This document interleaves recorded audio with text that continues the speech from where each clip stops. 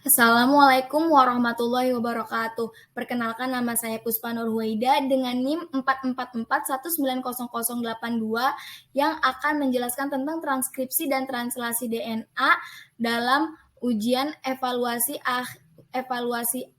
awal dengan mata kuliah KMMI PCR. Nah, yang pertama-tama itu, apa sih DNA itu?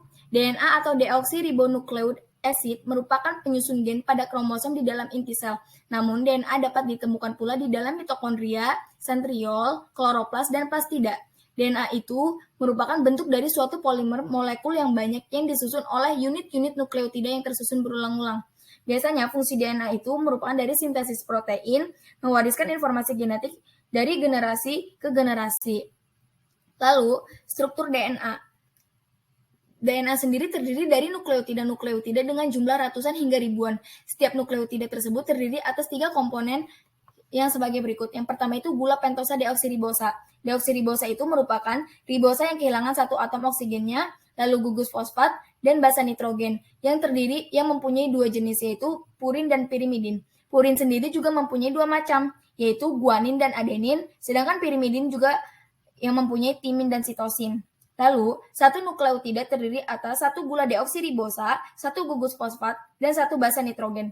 Nukleotida yang tidak memiliki gugus fosfat disebut nukleosida atau deoksiribonukleosida. Nukleosida merupakan prekursor dalam sintesis DNA.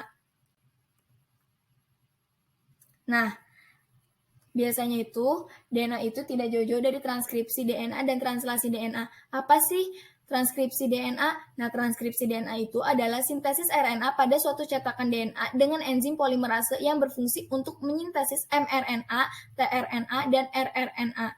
Lalu, translasi DNA itu sendiri adalah sintesis polipeptida dengan menggunakan informasi genetik yang dikode pada suatu molekul mRNA. Nah, kita lanjut nih. Transkripsi DNA itu mempunyai 3 tahapan, yaitu inisiasi atau permulaan transkripsi, di mana RNA polimerase menempel pada DNA. Tempat menempelnya RNA polimerase pada untai DNA disebut promoter. Nah, tempat dimulainya promoter itu sendiri adalah tempat dimulainya proses transkripsi DNA dan sintesis protein. Biasanya itu promoter itu menentukan salah satu untai DNA yang menjadikan cetakan. Lalu yang kedua itu ada elongasi atau pemanjangan untai RNA.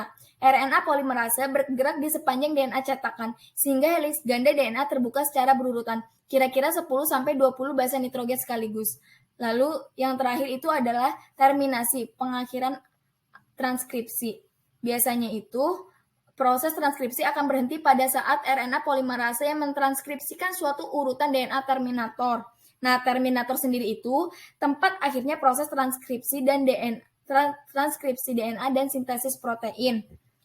Biasanya itu pada sel eukariotik, transkripsi RNA memiliki rentangan nukleotida bukan pengkode atau urutan penyela disebut intron atau udara yang tidak ditranslasi yang tersebar berselang-seling di antara segmen pengkode ekson. Transkripsi sendiri terjadi kira-kira 60 nukleotida per detik dan menghasilkan pra-mRNA. Pra-mRNA disambung dan dimodifikasi menjadi mRNA. mRNA yang dibentuk kemudian keluar dari inti sel melalui pori-pori membran inti dan menempel pada ribosom. Lalu selanjutnya itu translasi DNA. Nah, translasi DNA itu tahapannya sama dengan transkripsi DNA. Yang pertama itu ada inisiasi translasi. Nah, biasanya itu subunit kecil ribosom berikatan dengan molekul mRNA di ujung 5. Translasi selalu dimulai dari kodon inisiasi AUG pada mRNA yang berfungsi sebagai sinyal start. Biasanya tRNA inisiator yang memiliki antikodon UAC membawa asam amino metionin dan melekat pada kodon inisiasi AUG. Lalu, penyatuan mRNA, tRNA, inisiator, dan subunit ribosom kecil yang diikuti perlekatan subunit ribosom besar menyempurnakan kompleks inisiasi translasi.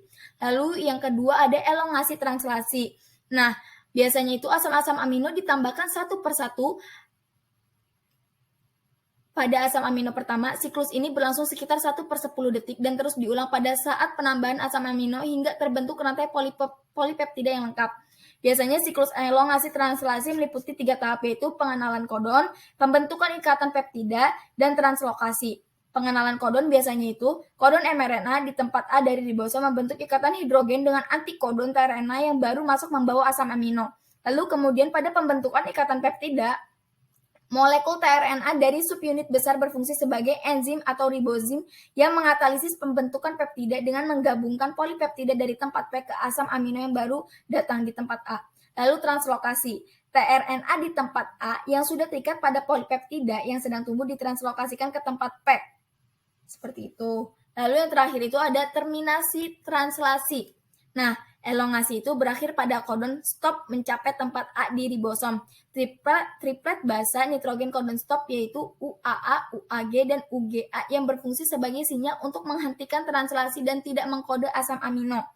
Biasanya protein faktor pelepas langsung mengikatkan diri pada kodon stop dan menghidrolisis ikatan antara tRNA dengan asam amino terakhir pada rantai polipeptida. Selanjutnya polipeptida dilepaskan dari ribosom. Kedua subunit ribosom dan komponen lainnya terdisosiasi terpisah-pisah. Nah, biasanya itu pada transkripsi dan translasi DNA itu nggak jauh-jauh di pengaplikasian sintesis protein. Sekian dari saya, kurang lebihnya mohon maaf. Wassalamualaikum warahmatullahi wabarakatuh.